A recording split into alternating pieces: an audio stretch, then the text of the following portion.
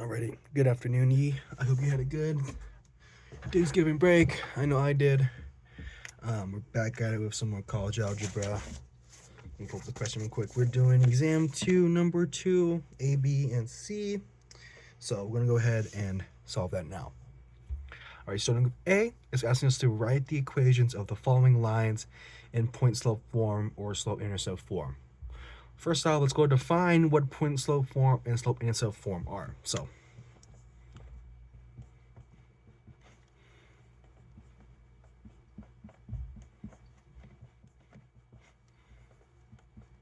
Alrighty, so our top one is point slope form, and it's important to note a couple things about this.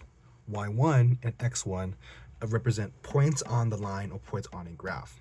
So it's important to note as we're solving, as they will typically correspond to coordinate points. And our M in this equation and this equation are going to be our slope. Important to note as we'll be solving this, and just so you know, our B is our y-intercept as well.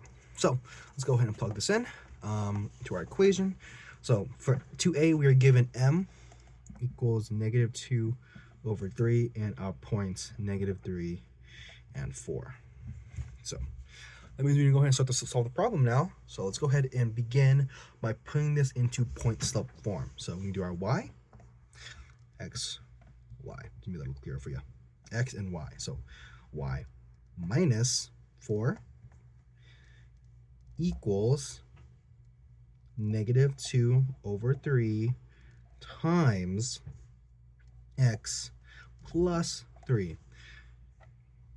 I simplified this to plus 3 and not minus negative 3, as they're essentially the same thing, and it's important to note as you're doing this, you're not just plugging the number, you're applying it to the given signs inside the problem.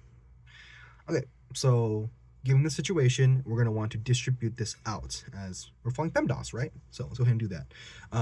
We're beginning the process of converting this over into slope-intercept form, but in this one, this is already point-slope form. So let's go ahead and convert that over. Okay, so that comes y minus 4 equals negative 2 over 3x. And then obviously we did this next, so negative 2 over 3 times 3 over 1. This becomes simplified. So that actually ends up looking like 2 minus 4 equals negative 2 over 3x minus 2. Fantastic. Let's go ahead and to finish off and get this into slope-intercept form, we're going to want to add this 4 just to clear out that y and get it by itself. So that gets us to the equation y equals negative 2 3x plus 2. And this is in slope-intercept form. We can see that as when we're going through our equations up here that I demonstrated earlier, we can kind of see how they kind of translate. So y minus y1 equals m times x minus x1. Same thing here, y equals mx plus b. So there you go. Alrighty, that's 2a done. Let's go ahead and get to 2b. This doesn't erase that. Next 1 second. This is much better. Okay, so 2b.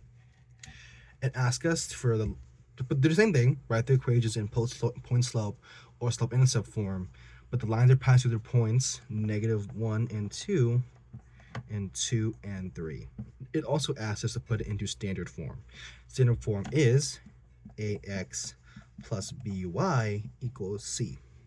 This c is a constant, and it's important that nothing in this can be fractions, and it has to be whole numbers. So it's important to note that as we're solving this later on. Okay, let's go and get started then.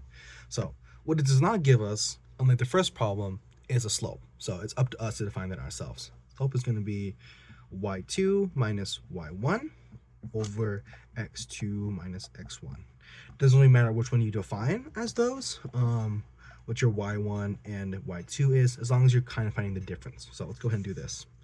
This is going to be x1, it's going to be y1, it's going to be x2, and this is going to be y2. Sorry, it's kind of hard right up there. Okay, so let's go ahead and do the slope form. So we'll clear some space. We'll do it over here. So it's going to be 3 minus 2 over, right, y2 minus, so it's going to be over 2 minus -1, which becomes +1. That becomes 1 over 3 equals our slope. Okay, now that we have that, we can go ahead and plug this in. So let's go ahead and plug this in. So I'm going to stick with the first one where we're plugging this into point slope form, but it doesn't really matter which one you choose, as long as you choose one. -2 equals 1 over 3 times x plus 1. Remember, -1 becomes +1. Go ahead and distribute that out. So we go ahead and come y minus 2 equals 1 over 3x plus 1 over 3. So a couple of things. Obviously, we got some fractions here, right? And as I said earlier, standard form can only be a whole numbers. So let's go ahead and clear that out. Go ahead and times this whole thing by 3. So 3.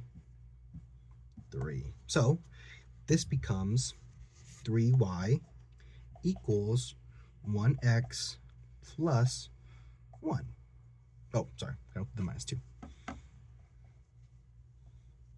Actually, it becomes 3y minus 6 equals 1x plus 1. My apologies. Alrighty, so as stated earlier, we want it to look like this. So obviously there is an equal sign in the way of having x and y right next to each other. So it's a pretty easy solution actually, just by moving some quick arrangements. So let's go ahead and do that. We're going to minus 1x this way.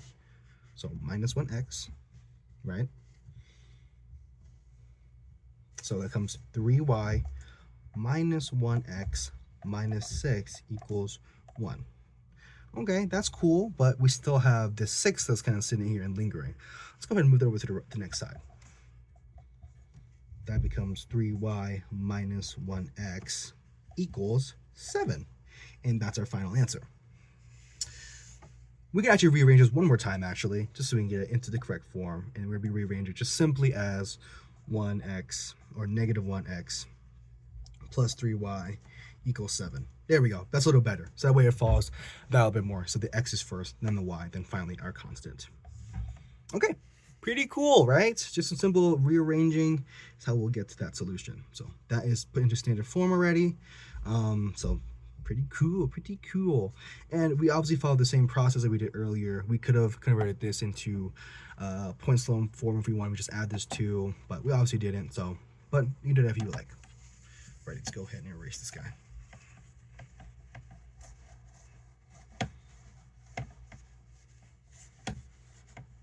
Okay. And for our final one, it is given a table. So let's put the table down.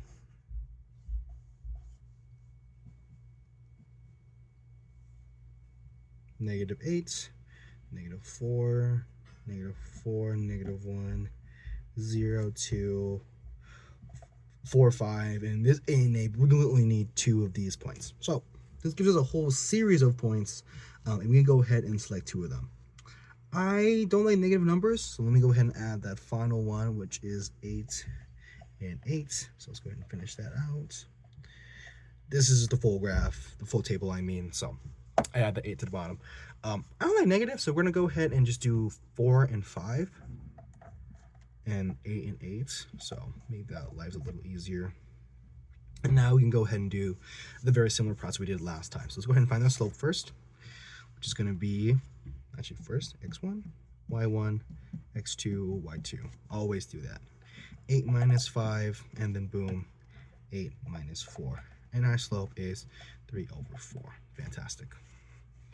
I'm going to keep that in the corner just so I know that. I'm going to erase this. And now we can plug in some points. So let's go ahead and do y minus 5 equals 3 over 4 times x minus 4. Pretty straightforward. Distribute that guy out like we did last time. And then let's go ahead and write this out, because when in doubt, write it out.